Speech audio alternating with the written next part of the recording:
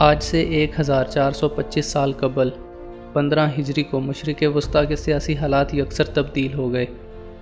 اسلام بہت تیزی سے ابھر رہا تھا۔ قدیم سلطنت بازنطین اور خلافت راشدہ ایک تاریخ ساز جنگ کے دہانے پر کھڑے تھے۔ 6 دن تک جاری رہنے والی اس جنگ نے دنیا کی سپر پاور کا انتخاب کیا، اور اس جنگ میں کامیابی کی بدولت مسلمان دنیا کا سنہرا دور شروع ہوا۔ آج کی اس ویڈیو میں ہم آپ کو یہی سب دکھائیں گے۔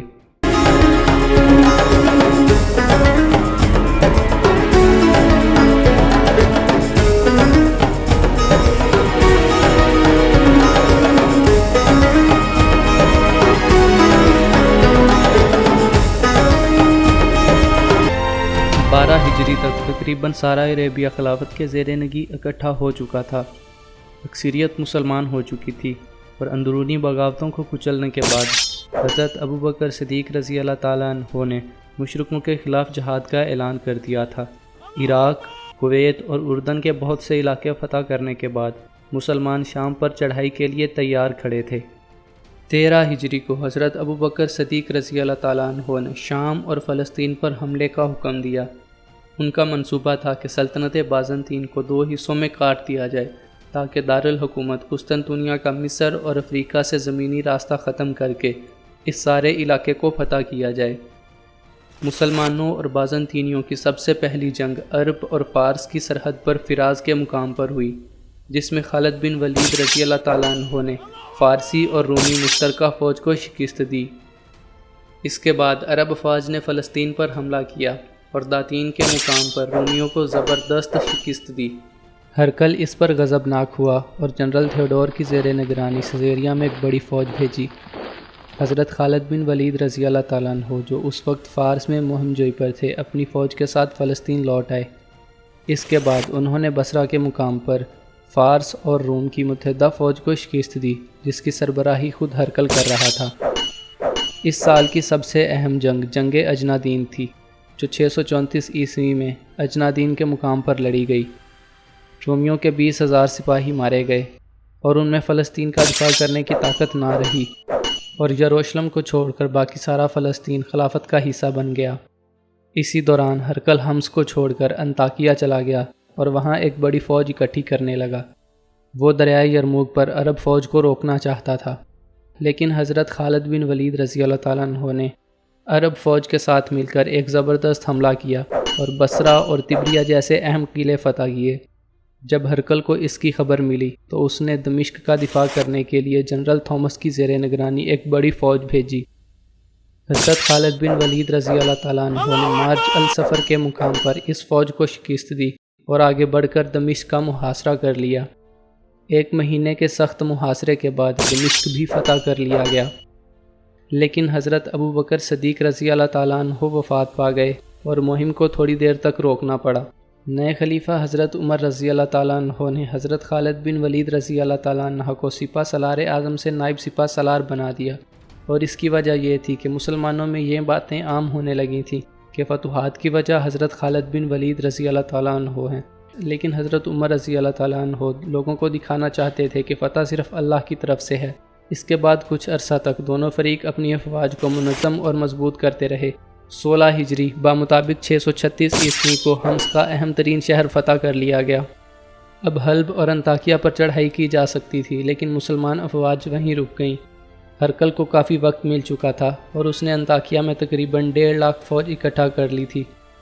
اس کے علاوہ ہرکل اور یزدگرد سوم کے درمیان ایک معاہدہ طے پا چکا تھا کہ وہ مل کر مسلمانوں پر حملہ کریں گے، لیکن یزدگرد اپنی فوج کو فوری طور پر اکٹھا کرنے میں ناکام رہا، تو ہرکل نے اکیلے ہی حضرت خالد بن ولید رضی اللہ تعالیٰ عنہ کا سامنا کرنے کا ارادہ کیا۔ ان حالات کو دیکھتے ہوئے حضرت خالد بن ولید رضی اللہ تعالیٰ عنہ کے مشورے پر حمص اور دمشق کو خالی کر دیا گیا۔ ہرکل کا منصوبہ تھا کہ مسلمان افواج کا الگ الگ مقابلہ کیا جائے، اور اس صورت میں مسلمانوں کو بہت نقصان اٹھانا پڑتا۔ اس وجہ سے مسلمان پیچھے ہٹے اور دریائے یرموک کے قریب پڑاؤ کر لیا۔ دریائے یرموک کے میدان میں مسلمان اور بازنطینی تقریباً 3 مہینے تک اپنی جگہ پر قائم رہے۔ اس دوران مذاکرات کرنے کی کوشش کی جاتی رہی، لیکن اس کا کوئی فائدہ نہ ہوا، اور آخر کار 16 ہجری بمطابق 15 اگست 636 عیسوی کو معرکہ شروع ہوا دونوں فوجوں کی درست تعداد کا بتانا ممکن نہیں، لیکن زیادہ تر تاریخ دان اس بات پر متفق ہیں کہ رومیوں کی تعداد تقریباً 2 سے 3 لاکھ تھی، جبکہ مسلمان 30 سے 35 ہزار کے درمیان تھے۔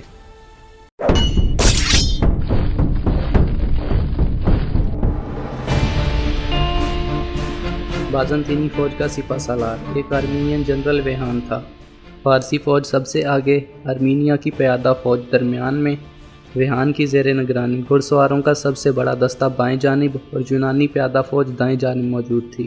فوج کے ہر حصے کے پیچھے 2000 گھڑ سواروں کا ایک دستہ اور اس کے علاوہ دائیں اور بائیں جانب 5000 گھڑ سواروں کے 2 دستے دائیں اور بائیں بازو کو سہارا دینے کے لیے موجود تھے۔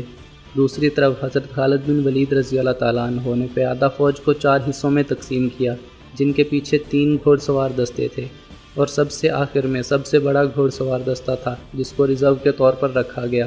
دونوں فوجوں کے لیے یرموک کا میدان فائدہ مند ثابت ہو سکتا تھا، کیونکہ بازنطینی تعداد میں 4 سے 5 گنا زیادہ تھے، جبکہ عرب فوج کے گھوڑ سوار دستے ان کو تیز حرکت اور چونکا دینے والے حملے کرنے کی طاقت دیتے تھے۔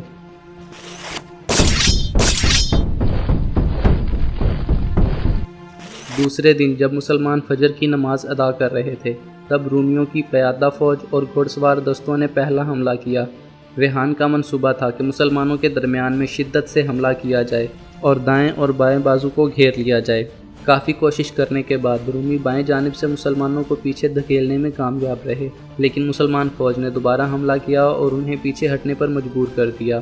شام کے وقت وہ دائیں جانب سے مسلمانوں کو پیچھے دھکیلنے میں کامیاب رہے، لیکن حضرت خالد بن ولید رضی اللہ تعالیٰ عنہ نے اپنے گھوڑ سوار دستے کے ساتھ مل کر ان کو پیچھے ہٹنے پر مجبور کیا۔ بازنطینیوں کا منصوبہ پوری طرح ناکام ہو چکا تھا اور انہیں مجبوراً پیچھے ہٹنا پڑا۔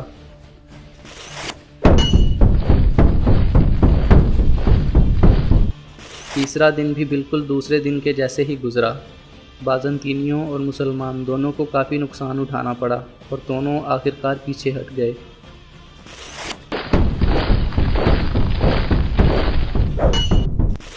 چوتھے دن بھی رومیوں نے پہلے کی طرح حملہ کیا اور دائیں اور بائیں بازو پر شدت سے حملے کرتے رہے۔ اس کی وجہ سے مسلمانوں کے بائیں بازو کو پیچھے ہٹنا پڑا، لیکن حضرت خالد بن ولید رضی اللہ تعالیٰ عنہ نے بائیں بازو کو حکم دیا تھا کہ آہستہ آہستہ پیچھے ہٹتے رہنا ہے، اور جب انہوں نے دیکھا کہ بازنطینی بہت آگے نکل آئے ہیں تو انہوں نے خود گھوڑ سوار دستوں کے ساتھ مل کر رومیوں کو گھیر لیا۔ کیونکہ رومی بہت زیادہ آگے نکل آئے تھے تو ان کی حفاظت کے لیے کوئی موجود نہ تھا۔ اس دن رومیوں کو ہزاروں فوجیوں سے ہاتھ دھونا پڑا۔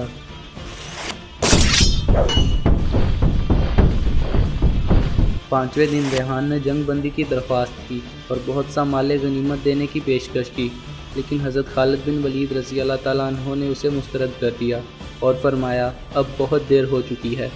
رومیوں کی واپسی کے لیے صرف ایک ہی راستہ تھا اور وہ دریائے یرموک کا پل تھا۔ حضرت خالد بن ولید رضی اللہ تعالیٰ عنہ نے گھڑ سواروں کا ایک چھوٹا دستہ اس پل پر قبضہ کرنے کے لیے بھیجا تاکہ رومی بھاگ نہ سکیں۔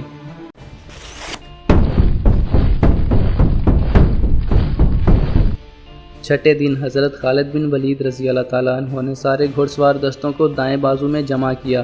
مسلمانوں نے جنگ میں پہلی دفعہ دشمن پر حملہ کیا۔ پیادہ فوج نے سامنے کی طرف اور حضرت خالد بن ولید رضی اللہ تعالیٰ عنہ کی زیر نگرانی گھوڑ سوار دستے نے رومیوں کے دائیں اور بائیں بازو کو گھیر لیا۔ کچھ ہی گھنٹوں میں رومی گھوڑ سوار دستہ پوری طرح تباہ ہو گیا اور رومی فوج کے دائیں اور بائیں بازو کو پوری طرح تباہ کر دیا گیا۔ اس کے بعد رومی فوج کے سینٹر کی باری آئی، اس کو بھی چند ہی گھنٹوں میں کچل دیا گیا اور یہی جنگ کا اختتام تھا۔ رومی فوج کا سپہ سالار اعلیٰ ویہان مارا گیا۔ 1 لاکھ سے زیادہ رومی فوجی اس معرکے میں قتل ہوئے۔ اس کے بعد مسلمانوں نے شام، فلسطین، مصر اور شمالی افریقہ کے زیادہ تر علاقے فتح کر لیے۔